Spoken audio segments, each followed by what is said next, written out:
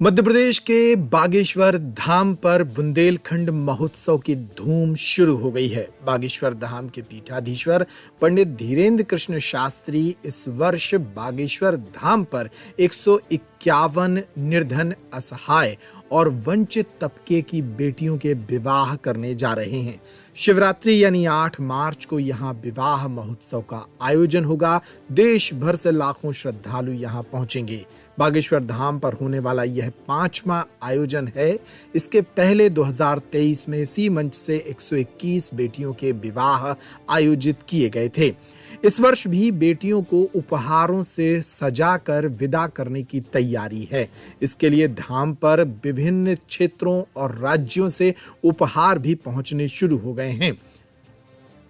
गुरुवार को बागेश्वर धाम के पीठाधीश्वर पंडित धीरेन्द्र कृष्ण शास्त्री ने उन सभी परिवारों को धाम पर बुलाया जिनके बेटे और बेटियों के विवाह धाम पर प्रस्तावित हैं। इन परिवारों से भेंट करते हुए बागेश्वर धाम के पीठाधीश्वर ने वधुओं को अपने हाथों से लहंगा चुनरी और दूल्हों को अपने हाथों से शेरवानी भेंट की। इसके अलावा उन्हें कार्यक्रम में सम्मिलित होने के नियम बताए। साथ ही ये भी बताया कि किस तरह से वे इस आयोजन में शामिल होकर 8 मार्च को यहाँ पहुंचेंगे।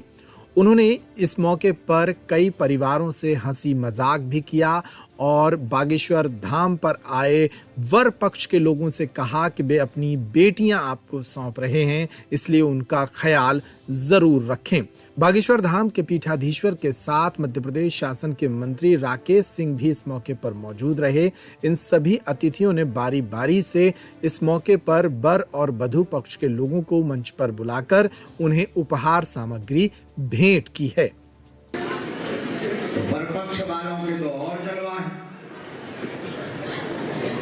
और हनुमान जी महाराज अब हमारे पिताजी मानो तो समधी के बाप हनुमान जी, ये सौभाग्य है कि तुम्हारा नाता हनुमान जी के चरणों से जन्म जन्म के लिए जुड़ रहा है।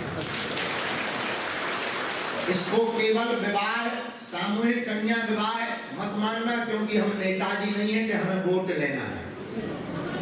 इसको हनुमान जी का प्रसाद और आशीर्वाद मानना कि आपके घर में जो बहू आ रही है वो बागेश्वर हनुमान जी के सामने पाणी ग्रहण मंगल काज और उसकी भावर पढ़ करके आपको कन्यादान दिया जा रहा है।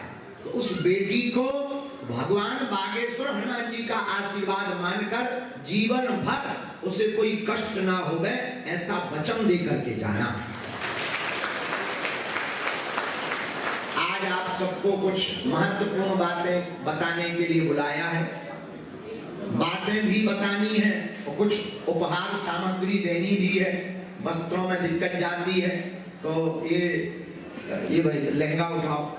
ये बेटियों के लिए हमने बागेश्वर हनुमान जी ने ये एक दो लोग जरा ले लीजिए, खोलिएगा। ये बेटियों के लिए लहंगा है तो ये सामग्री हमको देनी है और 2-3-4 बातें बताने के लिए बुलाया है। जिनके कोई ना कोई परिवार के आए हैं, क्योंकि माता पिता नहीं है तो कोई ना कोई आए हैं, हम मानते हैं। और उनको अधैर्य नहीं होना है, हम हैं।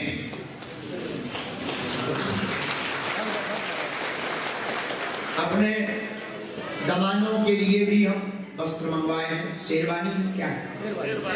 शेरवानी मंगाए हैं अपने दमादों के लिए। ये पूरी टोपियां और वो सब हम लोगों के लिए। तो ये सामग्री उपहार को देना, ये बात की बात है। पहले सुनो, आज वो हमारी हाथ जोड़कर प्रार्थना सुने।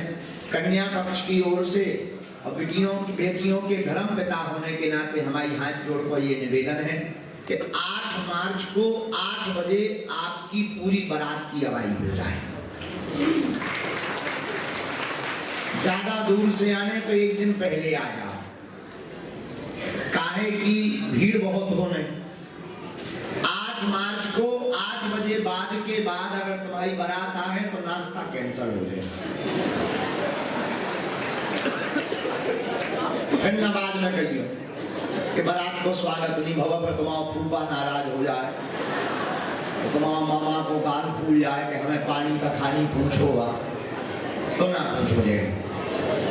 7 बजे तक, 8 बजे के बाद में मजाक की बात है, सड़ी सब्जी देवी फिर।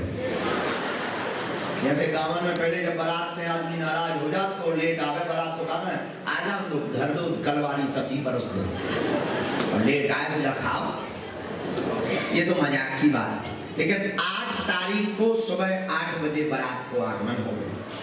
हमने आपके लाने काट का